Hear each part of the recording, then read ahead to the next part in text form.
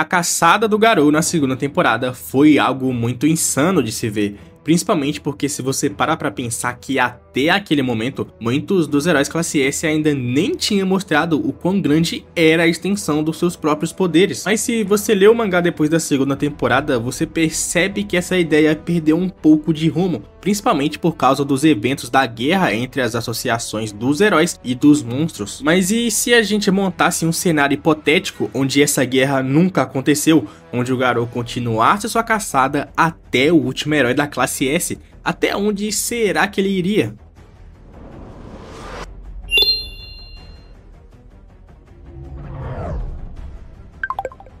Para isso ficar um pouco coerente, vamos montar uma desculpa que depois que o Garou foi pego pelos monstros lá no final da segunda temporada, ele vai fugir e vai simplesmente continuar sua caçada. Então nesses encontros a gente ainda vai estar considerando o Garou de cabelos vermelhos nada de monstro, apenas o humano onde era o ideal do próprio personagem. Puri Puri Prisoner. Puri Puri Prisoner é oficialmente o primeiro herói de classe S que a gente vê em ação, onde na sua luta lá no comecinho da primeira temporada, ele consegue temporariamente atrasar e até machucar o Rei do Mar Profundo, o que até foi uma boa performance, mas a gente sabe o resultado. O monstro de calamidade demônia alta passou o trator por cima do herói classe S sem dó e sem piedade, mas isso também significa que o Garou passaria por cima do Puri Puri Prisoner sem dificuldades? E a resposta é não. O Garou, apesar de sim conseguir trocar com heróis classe S mais forte que o Puri Puri Prisoner, como o próprio Metal Bat, ele não faz isso porque ele é simplesmente mais forte fisicamente.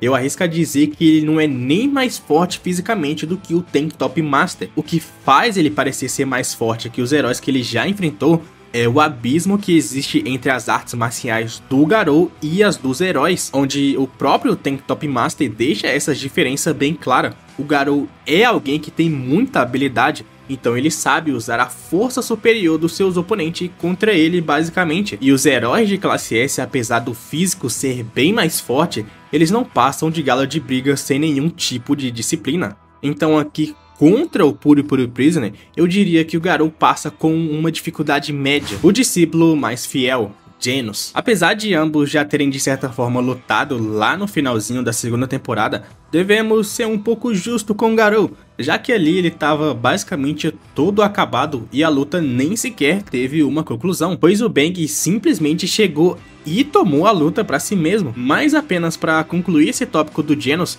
eu acredito que se o Garou estivesse em 100% ali contra aquele Genos, ele ainda conseguiria vencer com uma dificuldade média, pois como a gente viu, mesmo com o Garou estando todo ferrado, ele ainda conseguia lidar muito bem contra um Genos que estava claramente tentando eliminar ele. E juntando isso com os elogios de ambos naquela luta, podemos chegar a uma conclusão melhor. Genos diz que entende o motivo do Garou ter conseguido chegar tão longe, e o Garou diz que as capacidades do Genos não podem ser subestimadas, e que naquele estado ele é um problema. Então, com as evidências dessa luta do Garou nerfado, eu considero que se ele estivesse em sua totalidade, ele poderia sim vencer aquele Genos, o homem mais rápido do mundo. Flash. Bom, aqui basicamente não tem luta. O Garou morreria antes mesmo de sequer chegar a ver o próprio Flash, já que esse herói da classe S se escala ao próprio Garou do futuro, estando em um estado de monstrificação bem mais avançada. Aqui basicamente não tem discussão, eu diria que a dificuldade é até inexistente. Super Alloy Dark Shine. Aqui também é literalmente outra luta que não existe dificuldades. O Holly Coleman de One Punch Man já mostrou que consegue passar por cima do Garou estando com a monstrificação em um estágio avançado, onde nessa passagem o Dark Shine simplesmente explode todos os ossos internos do Garou, onde esse Garou já era bem mais forte do que na sua forma humana. Sem contar que o próprio Garou já deixou bem claro que se o seu inimigo for muito mais forte, ele não consegue refletir a técnica de volta pro oponente como ele fez com o Tank Top Master. Eu diria que aqui o Dark Shine ganharia com uma dificuldade extremamente baixa. Pig God. Aqui eu realmente fico em uma situação complicada. O Pig God, apesar de enfrentar monstro de calamidade dragão, aparentemente ele não demonstra ser aquele tipo de herói extremamente forte e rápido em um combate. Ele parece mais aqueles lutador de sumô pesado. O resumo da luta dele é literalmente pegar o seu oponente e passar ele pra dentro do estômago. Então aqui eu acredito que a luta seria mais no quesito durabilidade, onde o Garou usaria suas técnicas para tentar vencer o Pig God, enquanto o Pig God tentaria pegar o Garou para mastigar ele. Então, por feitos de durabilidade, o Pig God ganharia do Garou ao longo do tempo. Drive Knight. Agora aqui é possivelmente um caso de empate, pois eu não consegui achar evidências plausíveis para a vitória de algum deles. Primeiro, falando de atributos físicos, o Drive Knight, pelo menos aparentemente, tem seus atributos físicos superiores ao Genos, e por uma vez foi reconhecido como alguém de forças consideráveis pelo próprio Garou. E apesar de ter feito uma baita batalha contra um executivo da Associação dos Monstros, ele meio que se considera, entre aspas, incapaz de vencer o Naya em um combate justo, já que ele mesmo fala que a opinião do Sekingar em relação ao fim do combate fácil tá um pouco equivocada, pois antes de lutar contra o Naya, ele coletou dados de combate do próprio monstro, o que de certa forma meio que facilitou o combate para ele, e ainda por cima conclui que o Naya estava de guarda baixa e era extremamente forte. Em uma situação de combate frontal direto,